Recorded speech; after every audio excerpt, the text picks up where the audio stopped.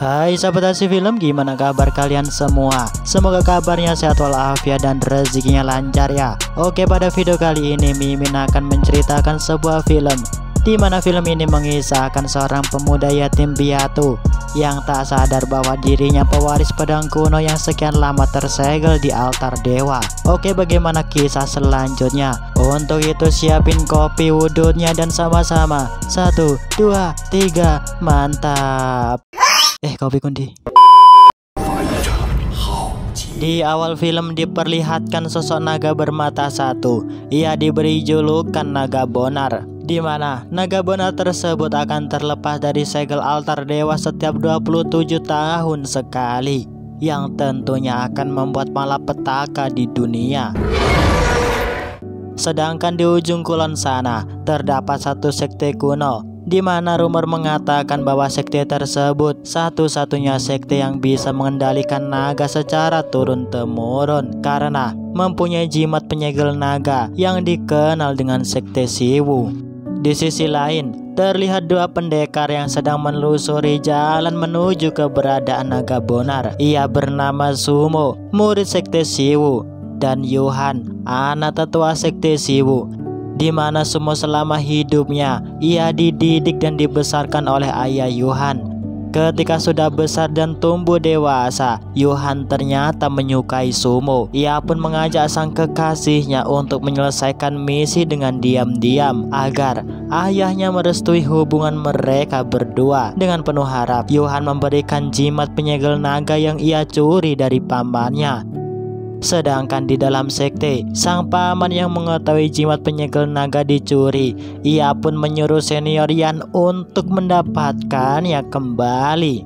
Yohan yang kecapean, ia mengajak Sumo untuk mencari sebuah penginapan dan memutuskan untuk melanjutkan perjalanan esok hari. Sesampainya di dalam, Yohan memanggil-manggil pemilik penginapan. Pemilik penginapan yang panik, ia langsung menutup pintu penginapannya. Kemudian ia memberitahu pada mereka bahwa setiap bulan purnama, tepatnya malam Jumat Kliwon saat ini, akan ada pasukan Jenderal Zelong melintasi penginapannya. Serta pemilik penginapan mengingatkan pada mereka untuk tidak menatap mata sang jenderal apapun yang terjadi.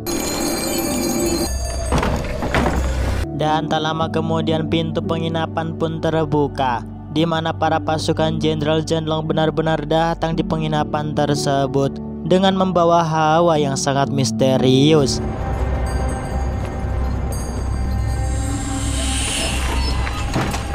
Karena dari awal sudah dibuat penasaran oleh pemilik penginapan, Sumo mencoba untuk melihat Jenderal Zelong yang seketika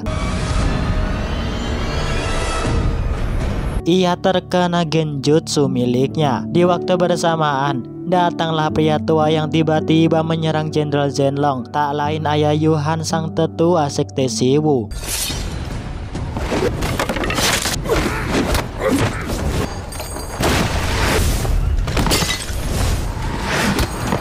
Jenderal Zelong dan pasukannya pun dibuat tak berdaya olehnya.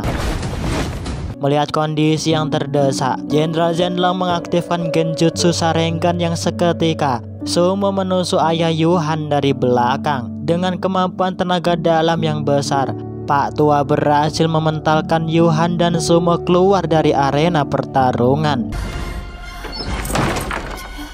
Tak lama kemudian, anggota sekte Siwu berhasil menemukan Yohan dan Sumo dalam keadaan tak sadarkan diri. Disinilah paman Yohan menghukum Sumo karena mencuri jimat penyegel naga, serta ia menuduh Sumo membunuh tetua sektenya. Melihat Sumo dirantai, Yohan berusaha untuk melepaskannya. Sumo yang baru sadar, ia menanyakan pada Yohan mengenai tragedi malam Jumat Kliwon di dalam rumah penginapan. Yohan pun tak menjawabnya. Ia malah menyuruh Sumo untuk pergi menemui Woking, seorang dukun beramal yang bisa mengetahui segala apapun yang terjadi. Tak lama kemudian Sumo akhirnya menemui Woking. Ia meminta padanya untuk memberitahu akan tragedi malam Jumat yang menipanya. Tentunya meminta pada dukun ada syarat yang harus ia lakukan, di mana Woking menyuruh Sumo pergi di desa Jiao, tempat Naga Bonar disegel, serta memintanya untuk memberikan jimat gelang pada Juku.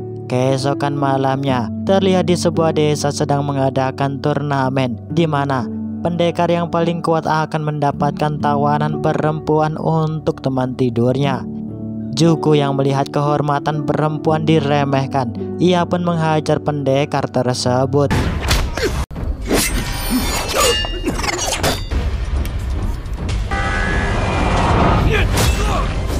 Yang membuat perkelahian semakin sengit.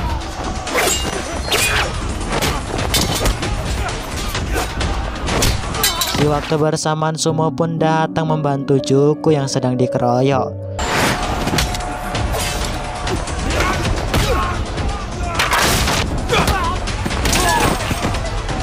Sumo kemudian mengajak Juku untuk pergi ke desa Jiao. Awalnya Juku menolak ajakannya, yang seketika berubah pikiran karena Sumo membawa jimat gelang pemberian Wuking. Tak lama kemudian di dalam sekte, Senior Yan memarahi Yuhan karena melepaskan Sumo di dalam penjara bawah tanah. Melihat keadaan yang semakin terdesak karena tak lama lagi naga bonar muncul, sang paman menyampingkan masalah Sumo dan lebih memfokuskan untuk menyegel naga bonar. Sang paman juga menjanjikan pada Senior Yan, jika ia berhasil menyegel naga bonar maka ia akan diangkat menjadi tetua sekte Siwu serta berhak menikahi Yuhan. Mendengar ucapan sang paman, Senior Yan mulai mengatur rencana matang-matang untuk pergi ke desa Jiao. Keesokan harinya, Sumo bertanya pada Juku kenapa Wuking menyuruhnya untuk menemui dirinya. Juku dengan pede menjawab bahwa ia memiliki kemampuan pedang yang tinggi serta dirinya tak mempan dengan genjutsu Jenderal Zhenlong. Tak lama kemudian dari perbincangan, tiba-tiba mereka diserang oleh Senior Yan dan sang paman.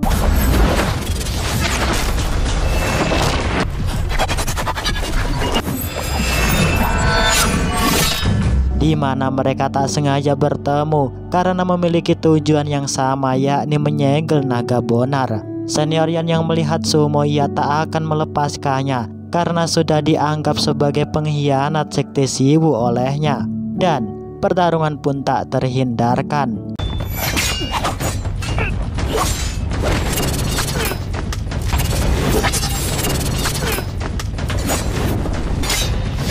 Terlihat Sumo terpental karena ilmu bela diri pedangnya tak seimbang dengan Senior Yan. Tiba-tiba mereka berhenti bertarung karena dikejutkan dengan suara lonceng.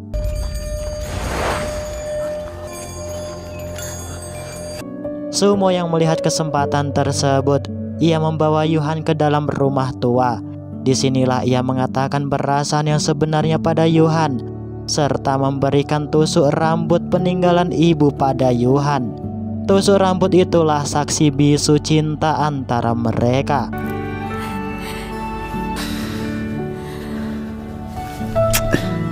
Senior Yan yang mengetahui hal itu tentunya tak akan tinggal diam.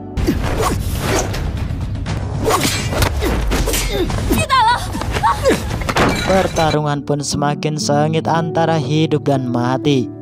Di waktu bersamaan, tiba-tiba Yuhan mendesah-desah kesakitan karena kemunculan kabut hitam yang berubah menjadi sebuah pengikat. Tentunya, Senior Yan dan Sumo yang mengetahui hal itu dengan seketika menghentikan pertarungannya. Senior Yan berupaya untuk melepaskannya, akan tetapi hal itu hanyalah sia-sia.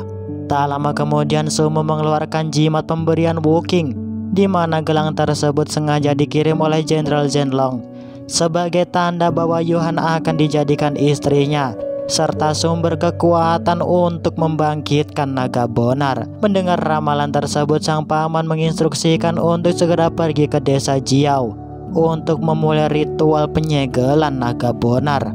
Tak lama kemudian sebelum sampai di desa Jiao, mereka dikagetkan dengan sebuah penampakan di mana semua penduduk desa tersebut tiba-tiba menjadi patung. Di waktu bersamaan pula, Jenderal Zhenlong muncul bersama pasukan ilusinya.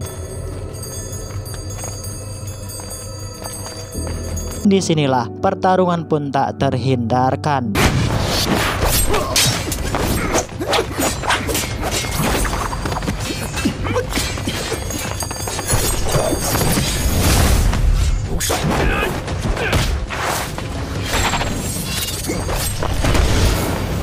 Di tengah pertarungan yang sengit, sang paman terkena racun pasukan ilusi Jenderal Zhenlong. Tanpa disadari ketika bertarung, Jenderal Zhenlong menjatuhkan sebuah tanda pengenal milik tetua Sekte Siwu. Nah, disinilah teka-teki mulai muncul di benak Sumo, siapa Jenderal Zhenlong sebenarnya. Karena Zuko dan Shenlong tak mampu mengalahkan sang jenderal. Pada akhirnya Yuhan berhasil dibawa kabur olehnya. Sedangkan di sisi lain terlihat sang paman tak bisa lagi diselamatkan karena racun yang berada di dalam tubuhnya sudah menjalar di jantung. Tak lama kemudian keesokan harinya, Zuko mengajak Sumo untuk menemui orang hebat yang memiliki kemampuan bisa membawa seseorang melihat masa lalu di alam sadarnya. Nah, disinilah ritual pun dimulai.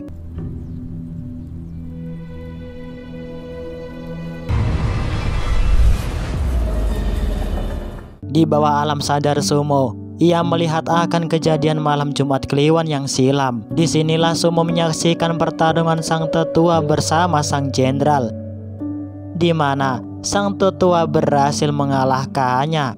Sedangkan di alam sadar, Shenlong berusaha membunuh Sumo karena ia merasa dikhianati berulang kali olehnya. Tentunya Zuko berusaha keras untuk menahan serangan Shenlong.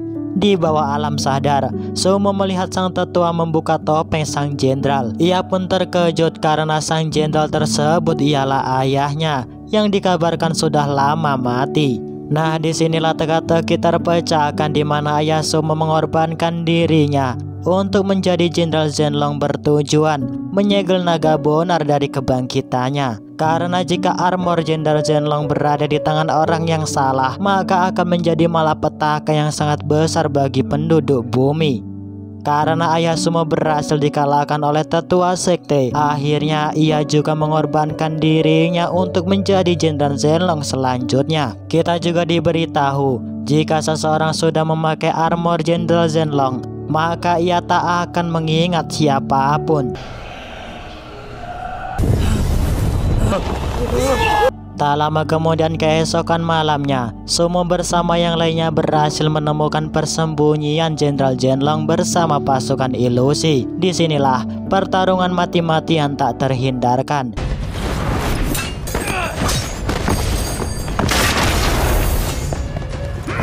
Dengan segenap pengalaman pertarungan sebelumnya, akhirnya Jenderal Zhenlong berhasil mereka kalahkan.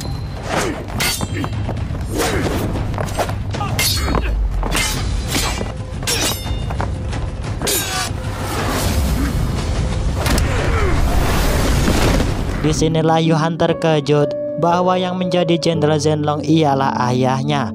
Sang ayah kemudian memberitahu pada mereka semua bahwa kunci ataupun syarat untuk menyegel naga bonar ialah salah satu di antara mereka harus menjadi Jenderal Zhenlong selanjutnya.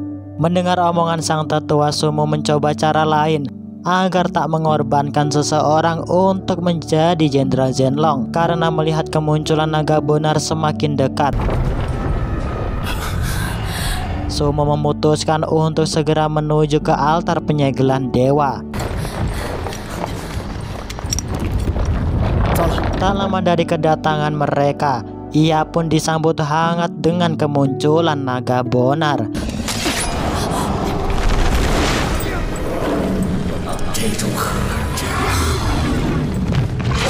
Terlihat Sumo dibuat terpental olehnya.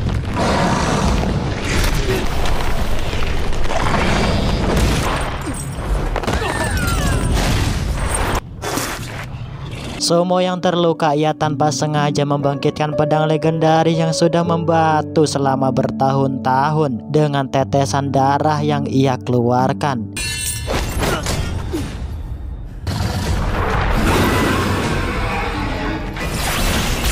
Dengan pedang legendaris, Sumo berhasil membuat imbang pertarungan, yang seketika naga bonar pun tak berdaya dibuat olehnya.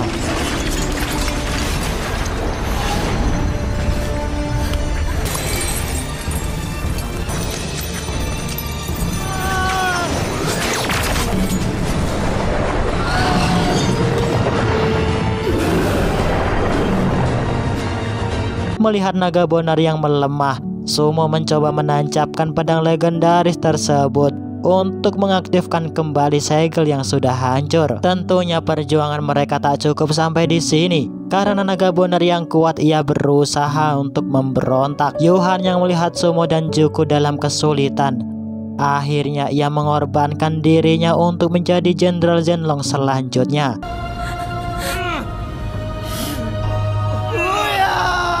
Yang seketika Yuhan tersegel selama 27 tahun bersama naga bonar. Sumo yang melihat kekasihnya tersegel, ia pun sangat sedih 7 keturunan. Hingga hal yang tak diduga-duga pun terjadi, yaitu film pun berakhir. Oke, terima kasih untuk kalian yang sudah setia menonton video ini sampai habis.